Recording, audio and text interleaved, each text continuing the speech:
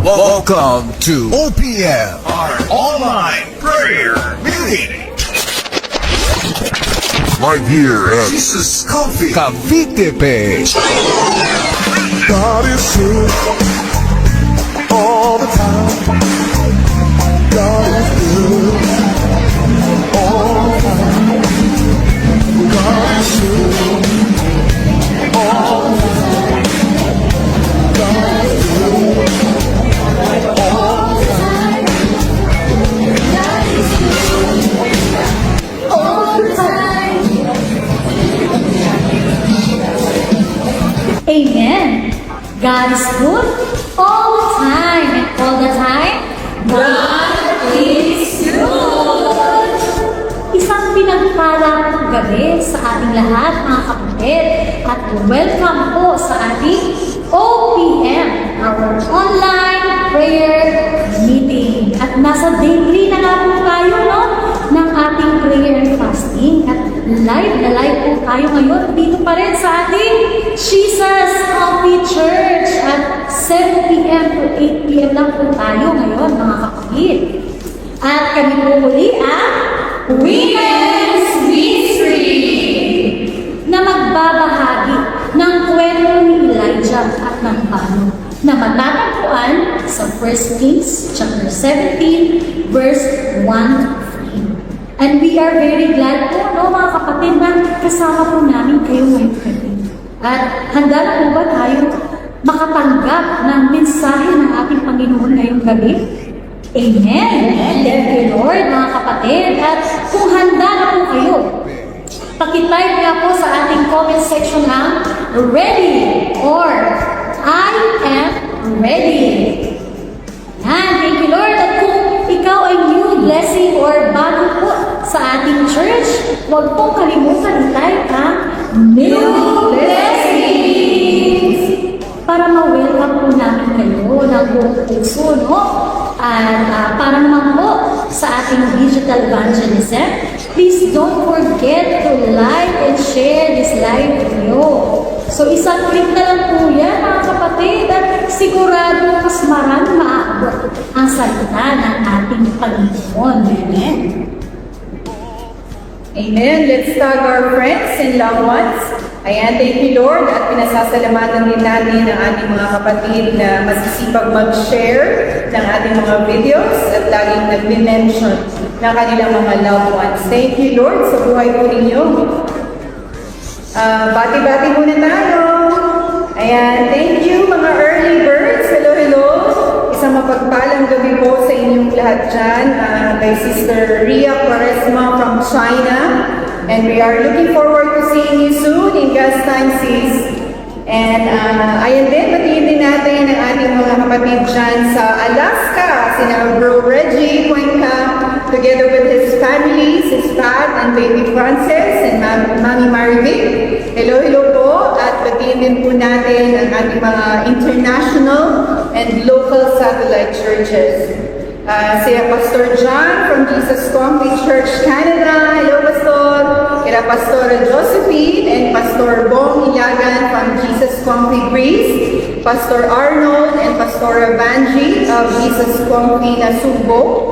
And of course, sa ating butining Pastor Robar at Sisbel ng Jesus Coffee Cavite. At sa ating mahal na Bishop, Ricky and Reverend Joe Bartolome, hello, hello po sa inyo.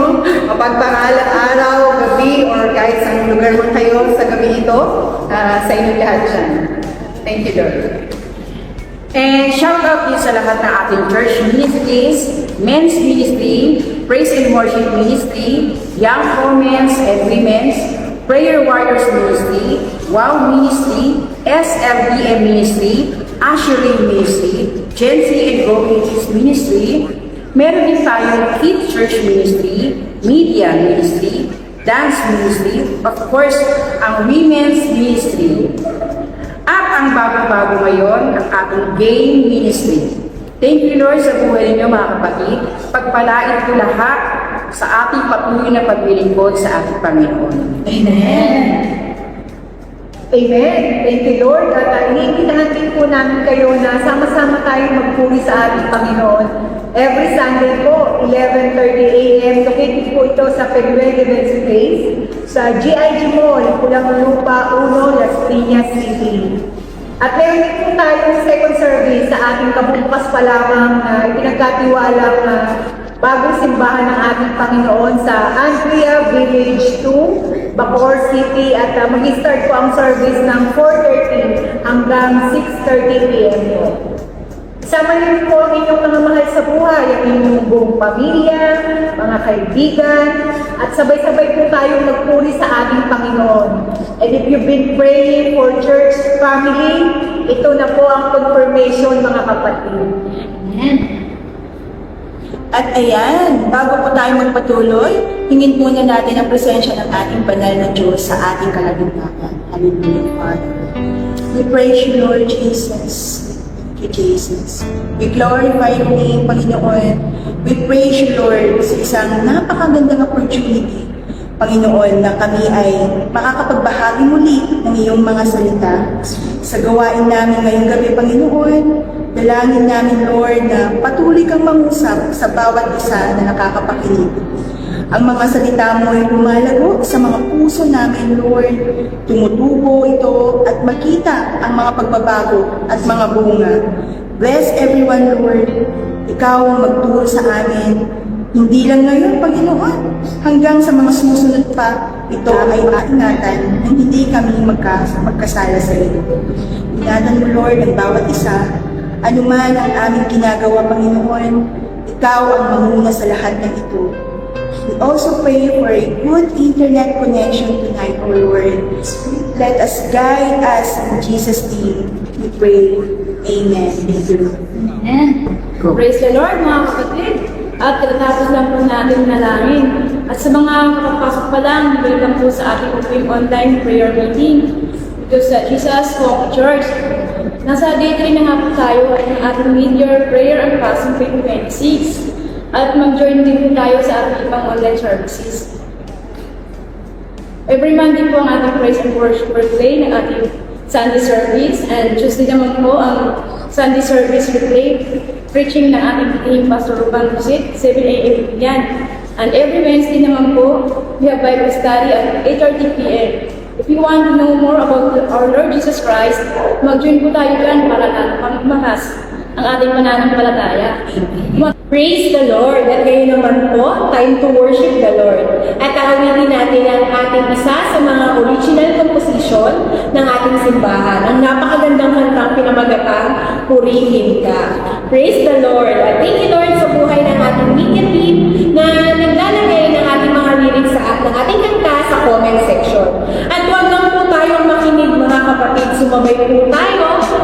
At ibukan natin ang ating bibig at sumabay magpuri sa Panginoon. Purihin ka, Panginoon.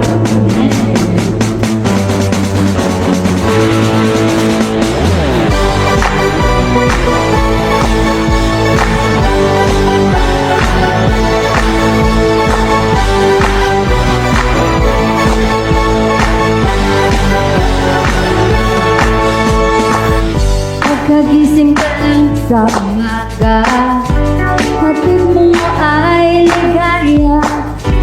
Ikaw ang nagbigay ng buhay at sigla. Pagkagising ka lang sa umaga, hatid mo ay ligaya. Ikaw ang nagbigay ng buhay at sigla. Hindi mabibigo ang sa'yo ay umaasa. Hindi nahihinto pagpapala na sagana. Purihin ka, ako'y iyong minamahal. Ang lahat ng mahiling ay purihin ka. Oh, oh.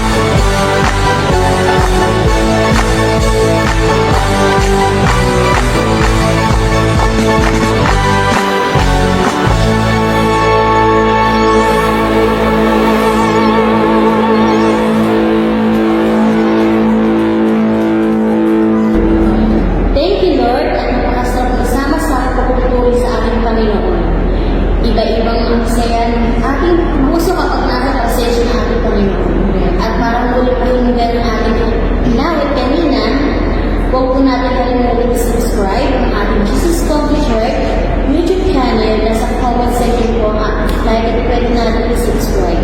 For more sermons or praise and worship songs, faith and reminder na tayo palakas ng yung faith level. Amen. Subscribe na po natin para lagi kang updated sa ating mga videos. Meron din po tayong TikTok account, Jesus Coffee Church, at ito ang ating FB page, please follow. At like po natin ang mga kapatid para lagi din tayong updated sa lahat ng ating mga gawain. Again, praise the Lord. At ngayon naman po, mga kapatid, samahan niyo po kami magko-cooperate po tayo. Amen.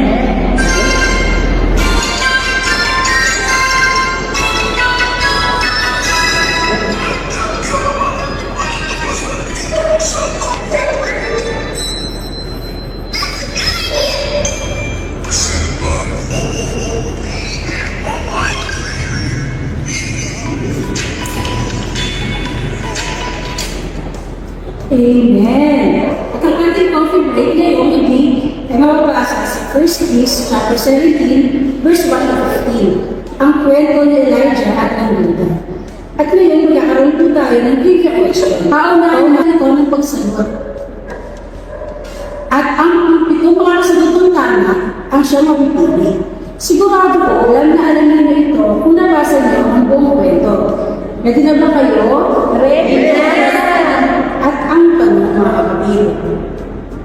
Ano ang ginawa ng Judah nang makita siya ni Elijah sa may pintuan ng Luzon? Isa pa, ano ang ginagawa ng Judah nang makita siya ni Elijah sa may pintuan ng Luzon? Ano? Ayan. Pag-sagot na po sa ating comment section at kung sino po ang pang-pitong makasagot ng tama ang siyang mananalo. Pakiscreenshot lang po at pakisend sa ating media ministry kung sino nanalo. Magkakaroon po kayo ng special na regalo mula sa Women's Ministry. Thank you, Lord!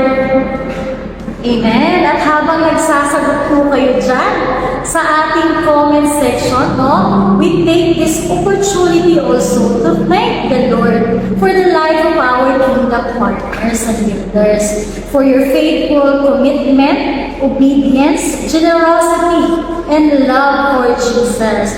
May God bless you po abundantly for your faithfulness. Amen. And may He return to you 100-fold for your giving. So praise the Lord po, sa buhay ng ating mga givers. At may nakasagot na po ba na tama sa ating coffee break? So mukhang ang bibilis nilang magsisagot, no? So, handa na po kayo? Ang tamang kasagutan ay namumulot siya ng panggato.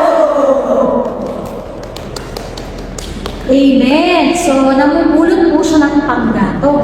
Ang sabi po sa verse 10 to 11 ng 1 Kings chapter 17, pumunta nga siya doon. At nang pumasok na siya sa pintuan ng Luzon, nakita niya ang byuda na namumulot ng panggatong. So sinabi niya sa babae, "Mari po bang makinom?"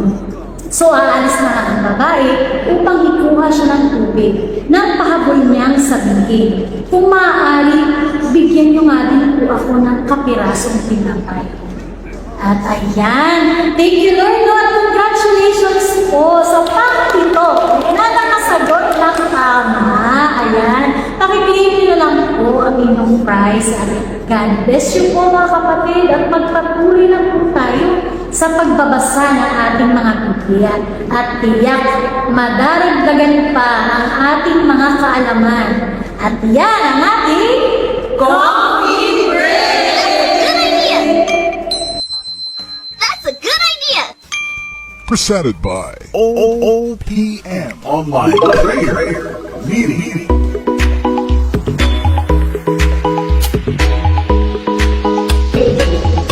Amen! Praise the Lord! At handa na po ba kayo mga kapatid? Kunin na po natin ang ating mga Biblia, ballpen, at ang ating mga manuals. At pakibuksan po ang ating mga Bibles sa 1 Kings chapter 17, verse 1 to 15. May isang propeta na ang pangalan ay Elias. Nakatira siya sa Tisbe na sakop ng Gilead. Sinabi niya kay Ahab, "Tinitiyak ko sa iyo, sa harap ng buhay na Panginoon, ang Diyos ng Israel na aking pinaglilingkuran, na wala na ni hamog o ulan ang darating sa loob ng isang taon hanggang hindi ko sinasabi na uulan o hahamog." 2. Pagkatapos, sinabi ng Panginoon kay Elias, "Umalis ka rito, tuntunin mo ang daan pasilangan at magtago ka, may batis sa Kere, sa bandang silangan ng Jordan.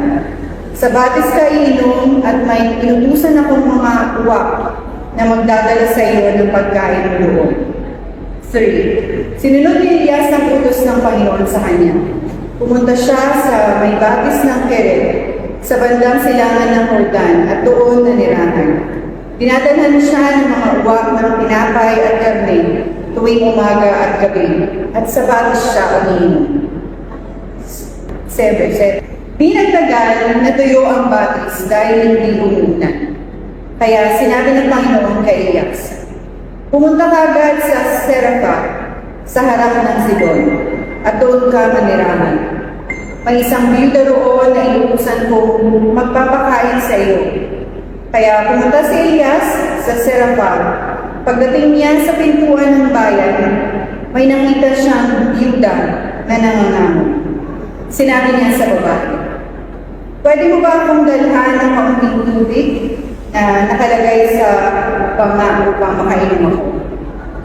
Nung paalis ng biyuda para kumuha ng tubig, sinabi pa sa kanya ni Elias, "Pakidalhan mo na rin ako ng tinapay."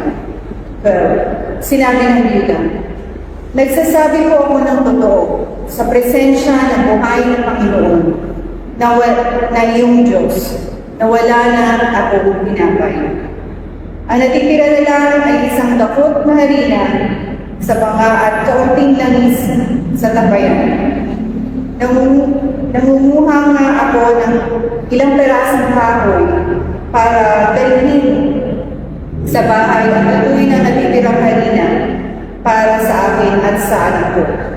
At kapag maubos na ito, mamamatay na kami sa gutom." Sinabi ni Elias sa kanya, "Huwag kang mag-alala. Umuwi ka at gawin ang sinabi mo.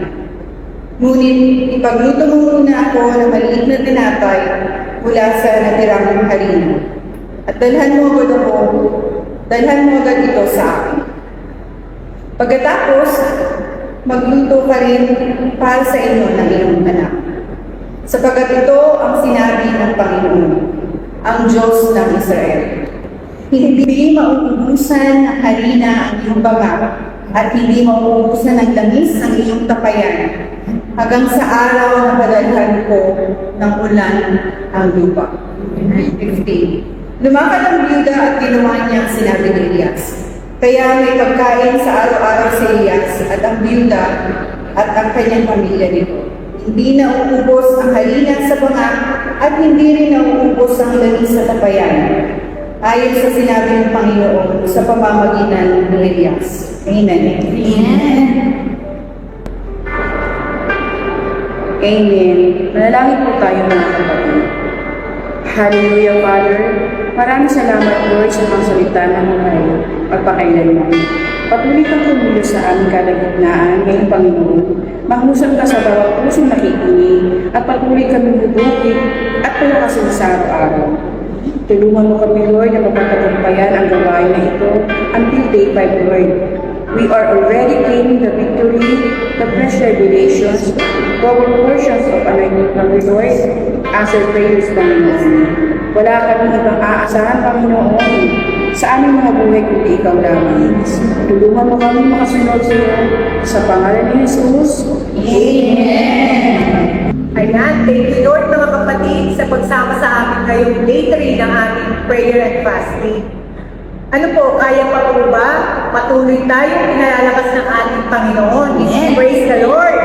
So bago po tayo magtuloy, magbabahagi lang po tayo ng konting background sa buhay ni Propeta Elias. So, si Elias po ay taga-Isbe sa Gilead. Ang ibig sabihin ng kanyang pangalan ay si Yahweh ang aking Diyos. Amen. Na sumasalamin sa kanyang tapat na paglilingkod. Nagtungo siya sa Israel noong panahon ni Haring Ahab at Reyna Jezebel, na nagtulak sa mga tao na talikuran ng Diyos at sumamba kay Baal. Bilang hamon, ipinahayag niya na hindi uulan at magkakaamon hanggang hindi niya sinasabi, upang ipakita na si Yahweh lamang ang may hawak ng lahat ng bagay. Amen. Dahil sa panganib, inutusan siyang magtago sa batis ng hari. Doon, sa kakaibang paraan, pinakain siya ng mga uwang at umiinom sa mainom na tubig ng sapa. Nang matuyo iyon, dahil sa matinding tagtuyot, pinadala siya sa Sarepta, lupain ng Sidon, kung saan nagmula mismo si Jezebel. Doon ay nakilala niya ang isang biyudang halos wala nang matira. Kaunting harina at langis na lamang ang natira para sa kanilang huling kainan. Ngunit nang sumunod siya sa utos ni Elias, naganap ang himala. Hindi naubos ang kanilang pagkain sa mahabang panahon. Amen? Hanggang sa muling magpaulan ang Diyos. Hallelujah. Ipinapakita nito na ang Diyos ay makapaglalaan kahit sa mga hindi inaasahang lugar. Amen. Tao at may maraming paraan para sa may pananampalataya sa Kanya. Amen. Amen. Thank you, Lord, sa patuloy na pagpapalakas sa atin ng ating Panginoon. At ngayon naman po, dumako na po tayo sa ating mga key points. Ayan.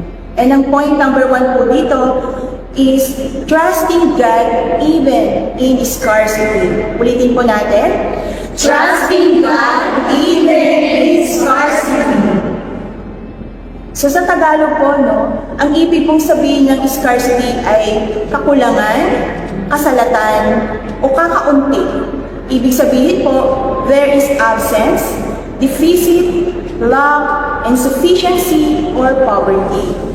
Nang makilala po ni Elias, yung biyuda, nasa napakahirap na sitwasyon, dahil sa matagal na tagtuyot, halos naubos na ang lahat ng pagkain sa kanilang lugar. Ang natitira na lamang dito is yung kakaunting harina at ilang patak ng lakis. Sapat lang sana para magluto ng huling pagkain nila ng kanyang anak. At pagkatapos ay wala talaga silang aasahan pa. Sa ganitong kalagayan, mga kapatid, marami siguro sa atin na natural lang na matakot, mawala ng pag-asa ang sino man. Ngunit ang biyuda, sa halip na magduda o tumanggi, kapatid, mas pinili pa niyang makinig at sumunod sa sinabi ng propeta. At dito, ipinakita sa atin ng Diyos na hindi nasusukat sa kung ano lang ang nakikita ng ating mga mata para masabi natin na tayo ay blessed ng ating Panginoon. Hindi mahalaga kung gaano kaliit o kaunti ang meron tayo. Dahil kayang-kaya itong palakihin at pagyamanin ng ating Diyos, Lord. Yung dating kaunting harina, mga kapatid, at langis ay hindi naubos.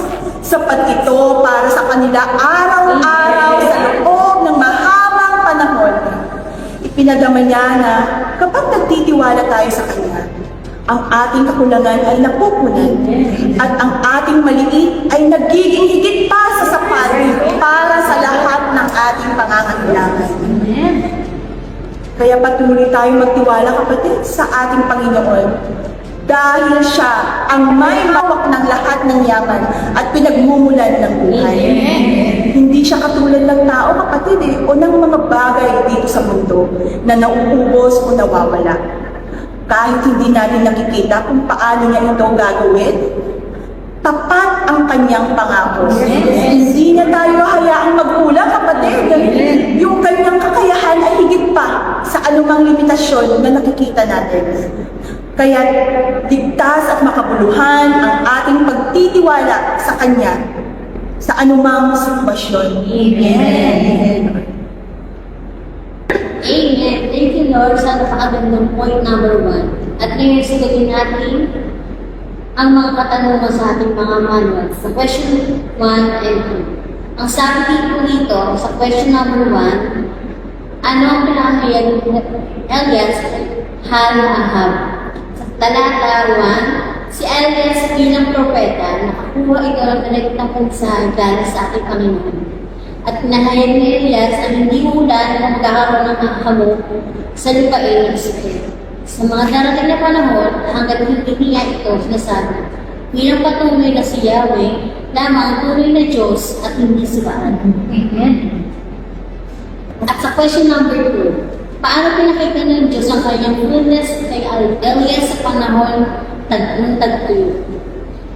Pinadala siya sa batis ng Perik, kung saan may malinis sa tubig at may inom, at nag-uso sa mga uwak na magdala ng pagkain sa kanya. Umaga, hapon, pinakita nito ang kayang maglaan ng Diyos.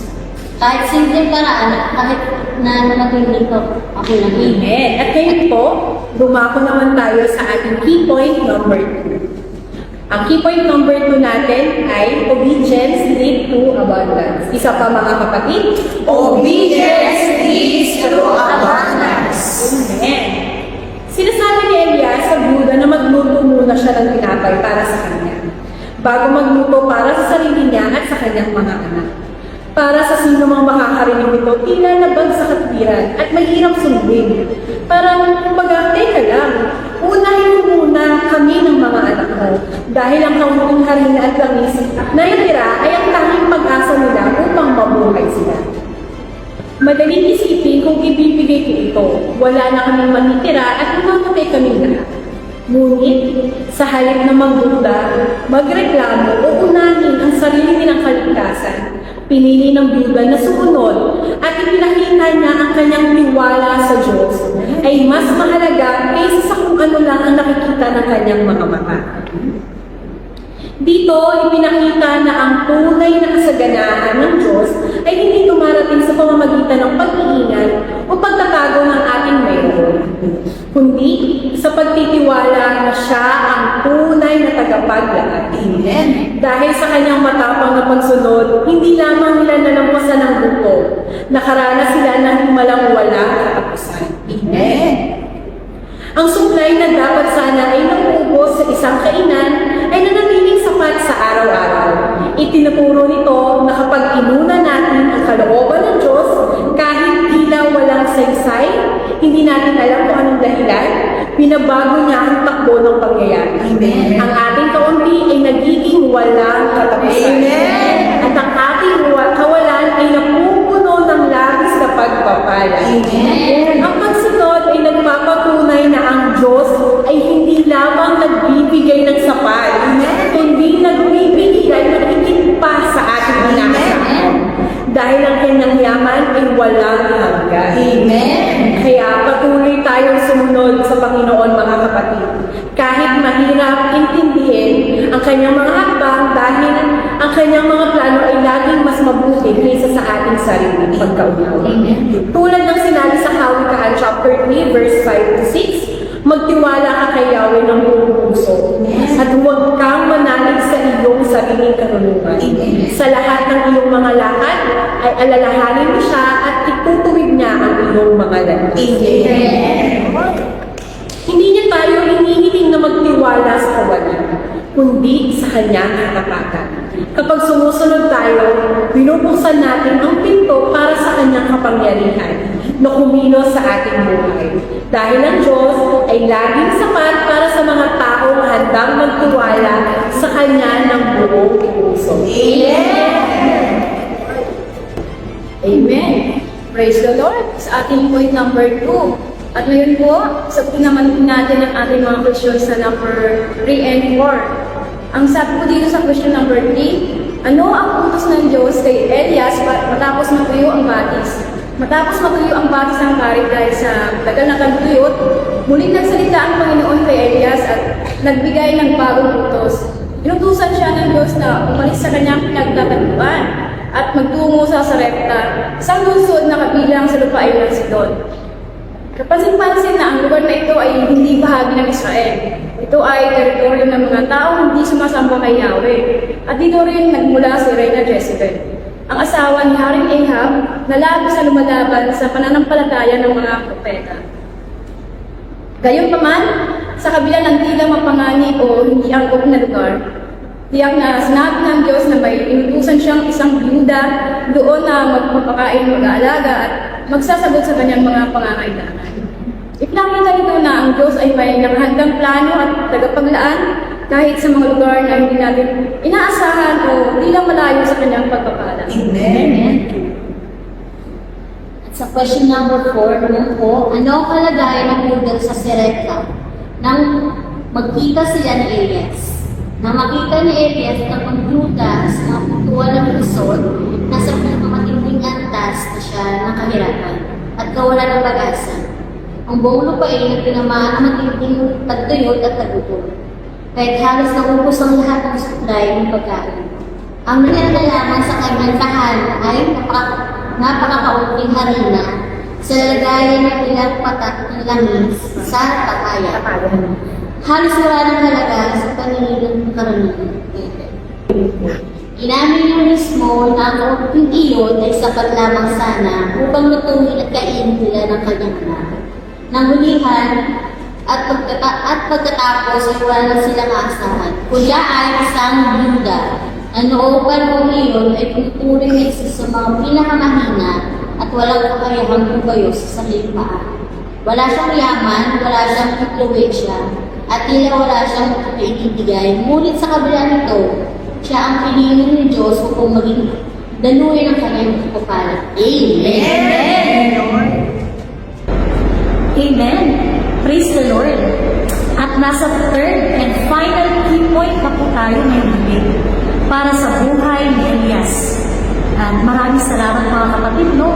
Para sa ating napakagagandang mga key points. Key point number 1, trusting God even in scarcity. At ang point number 2 naman, obedience leads to abundance. Amen. Praise the Lord. At sa ating key point number 3 naman po, God's fullness knows no limits. Isa pa po mga kapatid, God's fullness knows no limits. Amen. Amen.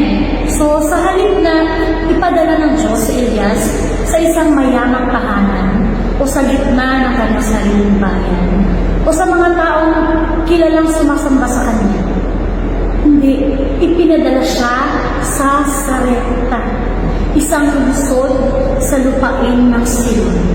Ang lugar na ito ay kilala bilang pinagmulan ni Reyna Jezebel, ang asawa ni Haring Ahab, na matinding lumalaban sa pananampalataya kay Yahweh at nagtataguyod ng pagsamba sa ibang Diyos. So, sa paningin ng tao, tila ito yung pinakamaling lugar kung saan dapat ay iniiwasan yung pangalan. Pero doon dinala ang lingkod ng Diyos. At hindi lamang yun, sa halip na maghanda ng isang dakilang bahay o mayamang tao, pinili ng Diyos ang isang byuda, isang taong itinuturing na mahina. So walang kapangyarihan at halos wala nang maibigay sa sarili niyang anak. Ito yung nagpapatunay na hindi tinitingnan ng Diyos yung ating pinagmulan, mga kapatid. So yung laki ng ating bulsa, hindi yun mga kapatid. O ang tingin ng ibang tao sa atin, hindi rin yun mga kapatid. So ang kwentong ito yung direktang nagsasalita sa atin. Amen. Na kahit ano pa man ang estado ng ating buhay, mayaman ka man o mahirap, may pinag-aralan ka man o simple lang, kilala man ng marami o tila nakakalimutan. So hindi tayo limitado dun sa pagtanggap ng pagpapala ng ating Panginoon. So ano sila nakita dito ng ating Panginoon? So yung kanyang pagpapala ay hindi nakatali dun sa kung saan tayo nakatira o kung ano yung hawak natin ngayon mga kapatid. Hindi ito limitado sa isang partikular na lugar o or katayuan natin sa buhay, or antas ng pananampalataya na nakikita lamang ng ating mga mata. So, ang kanyang kakayahan na maglaan ay lumalampas sa lahat ng hangganan. Na kahit sa mga lugar na parang tila walang pag-asa, kahit sa mga taong tila walang maibibigay, o kahit sa mga sitwasyong tila imposible, mga kapatid, tingnan natin si Elias sa batis ng kalip. Pinakain siya ng mga uwak, mga hayop na hindi nakasamang maging daluyan ng pagkain. So nung matuyo yung batis, diba, dinala siya sa Sarepta, sa lupain ng kanyang mga kaaway. At doon din, naranasan niya ang himala. At ipinapakita nito na hindi hadlang yung kanyang kasalukuyang sitwasyon para kumilos ang Diyos sa buhay mo. So kahit pakiramdam mo na nasa parang maling lugar ka, o tila parang kulang yung kakayanan mo, kapatid, kayang-kayang baguhin ng Diyos ang takbo ng pangyayari ng buhay mo. So sa pamamagitan ng himalang hindi na uubos na harina at langis, pinatunayan niya na siya ang tunay at walang katapusan ng lahat ng pangangailangan. At hindi niya kailangan ng maraming yaman, mga kapatid, upang magbigay. Sapat na yung kanyang kapangyarihan upang gawin sagana ang anumang katapusan natin. Kaya huwag tayong magduda, mga kapatid, kung kahit saan lang tayo dalhin ang ating buhay. O kung gaano mang kahirap yung kalagayan natin ngayon, mga kapatid. So huwag natin isipin na dahil tayo ay simpleng tao lang or nasa gitna tayo ng pagsubok ay hindi na tayo mapapansin ng Diyos. Ang katotohanan ay ang Diyos ay hindi naghahanap ng perpekto o mayayaman. Siya ay naghahanap ng isang pusong nagtitiwala tulad ng Yuda na kahit kaunti lang yung hawak mo, kapatid, kapag inilagay mo o inalay mo yan sa ating Panginoon, ito ay magiging higit pa. At ang Diyos ay laging nakapaglalaan sa mga hindi natin inaasahan na paraan at lugar. Tulad ng sinasabi sa mga awit, chapter 139, verse 7 to 8, saan ako makakalayo? Sa iyong espiritu. Saan ako makakatakas sa iyong presensya? Kung aakyat man ako sa langit, naroon ka. Kung sa ilalim man ng lupa, ay aking higaan, naroon ka. Walang lugar na napakalayo o sitwasyong napakahirap para sa iyong Panginoon. Kaya kung nasa Kanya tayo, mga kapatid, ano man yung ating katayuan, kaya na makakaranas tayo ng Kanya sa Panginoon at sa yan ng pagkanya. Amen! Amen! Amen. Thank you, Lord. At tunako naman po tayo sa questions number 5 and 6. Ang tanong dito sa number 5, paano mo nakikita ang God's fullness sa gitna ng tagtuyot at kakulangan? Malinaw itong makikita sa himalang nangyari. Hindi naubos ang harina at hindi natuyo ang langis sa mahabang panahon hanggang sa muming ulan. Pinapakita nito na ang tunay na kasaganahan ay hindi nasusukat sa dami ng pera o gamit natin. Ang kakulangan natin ay hindi hadlang sa kapangyarihan ng Diyos. Kahit yung panahong matindi ang tagtuyot at lahat ay naghihirap, nagawa pa rin ng Diyos na ibigay ang sapat at higit pa sa kanilang pangangailangan. Tulad nga ng sinasabi sa Mateo chapter 6 verse 26, tingnan niyo ang mga ibon sa ipapawid. Hindi sila nagtatanim o hindi umaani at hindi rin nag-iimbak, ngunit pinapakain sila ng ating Ama sa langit. Hindi ba mas mahalaga tayo sa kanila? Kung inalagaan at pinapakain ng Diyos kahit ang maliliit na ibon, tiyak na higit pa ang kanyang pagkalina sa ating mga anak na. Ipinapaalala nito na ang Diyos ay makapangyarihan higit pa sa anumang limitasyon. Kapag tayo nagtitiwala at sumusunod sa Kanya, ang kaunting meron tayo nagiging sapat.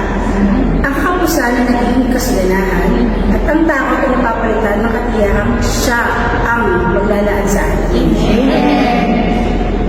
Amen. Thank you, Lord, sa question number 5. At sagutin naman natin ang question number 6. Ang tanong dito, May mga pagkakataon ba sa iyong buhay na tila ang kaunti ay ginamit ng Diyos upang maging sapat?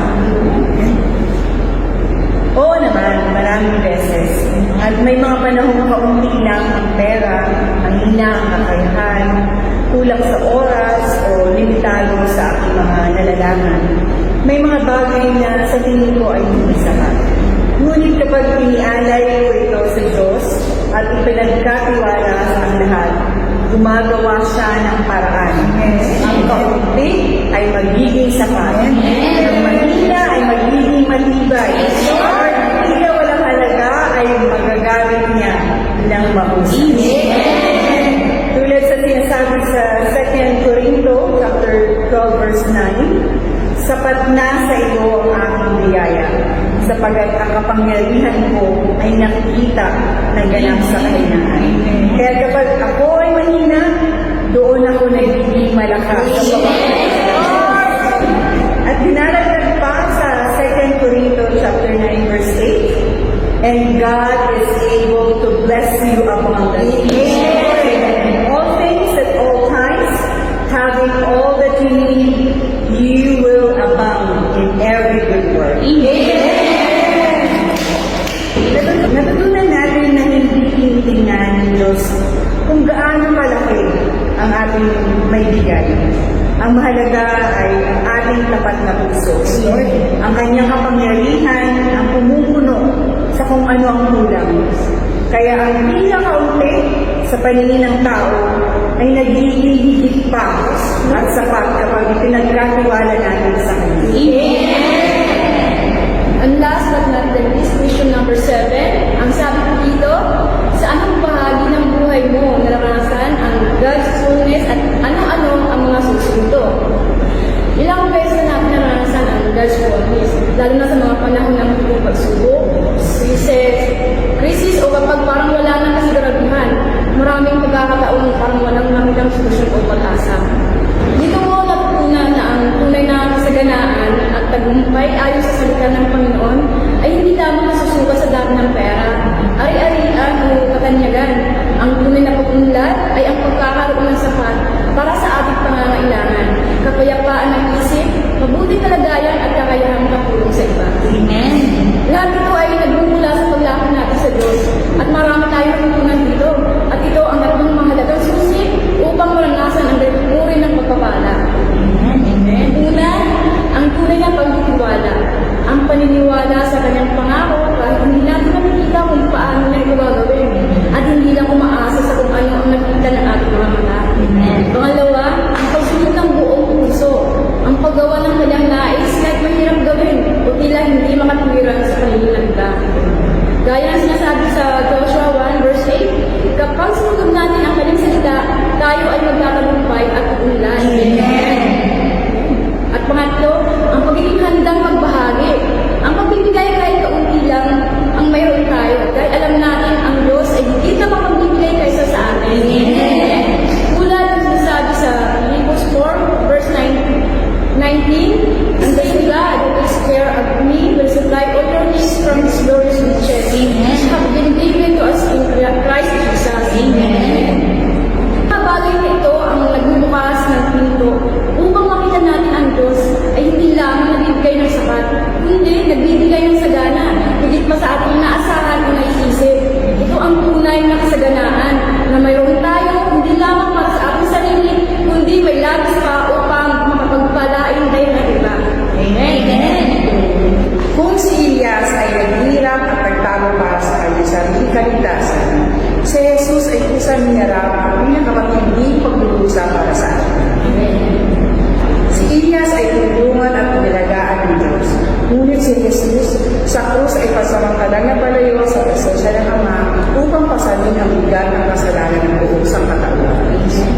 Ang gutom at paghihirap ni Elias ay palandalian lamang. Ngunit ang dinanas ni Jesus, ang pagpapaksing, ang pagdurusa sa katawan, kahihiyan, at pagdadala ng marusas na dapat ay sa atin, ay hindi na malalim at mabigat na walang sinumang tao ang kayang lubos na maunawaan. Tulad ni Elias na sumusunod at ang tiwala, si Jesus ay nanatiling masunurin sa kalooban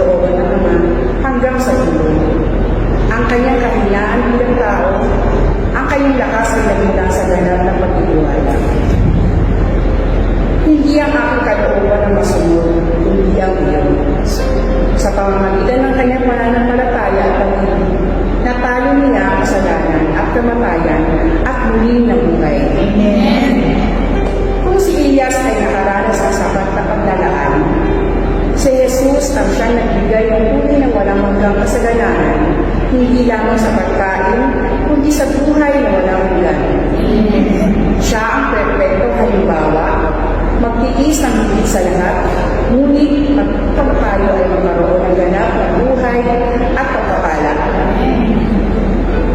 Kaya mga kapatid, sabayan niyo po kami sa panalangin. Tanggapin natin ng buong puso ang ating Panginoong Hesus.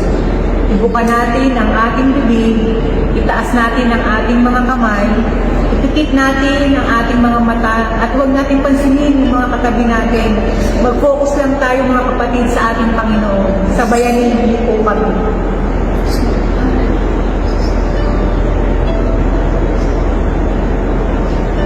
Panginoong Hesus, kailangan kita sa buhay ko. Lord, isa po akong makasalanan. Panginoon, pinagsisisihan ko pong lahat ang aking mga kasalanan, lahat ng aking mga kalabisan, at binubuksan ko po ngayon ang aking puso, ang aking buhay, at pinapapasok po kita bilang aking Panginoon at tagapagligtas.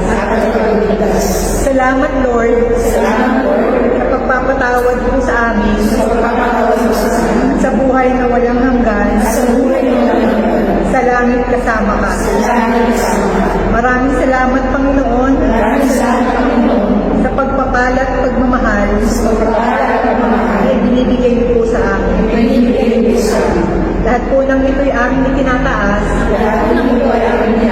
sa pangalan ni Jesus. Amen. Thank you, Lord. Hallelujah. Praise the Lord mga kapatid. At kung sumaboy po kayo sa aming panalangin kanina, congratulations mga kapatid. May buhay na po tayo na walang hanggan sa langit. At ayan mga kapatid, in 5 minutes matatapos na po tayo. Praise the Lord. Amen. Amen. Pagawin natin itaas sa panalangin ng bawat isa at ang ating simbahan. You can say yes, amen. You can argue yes, say yes, thank you Lord. Amen. Yes Lord. We glorify your name, Lord. Yes Lord. Salamat sa mga salita mo Panginoon na nagbukas ng aming mga pusong isipan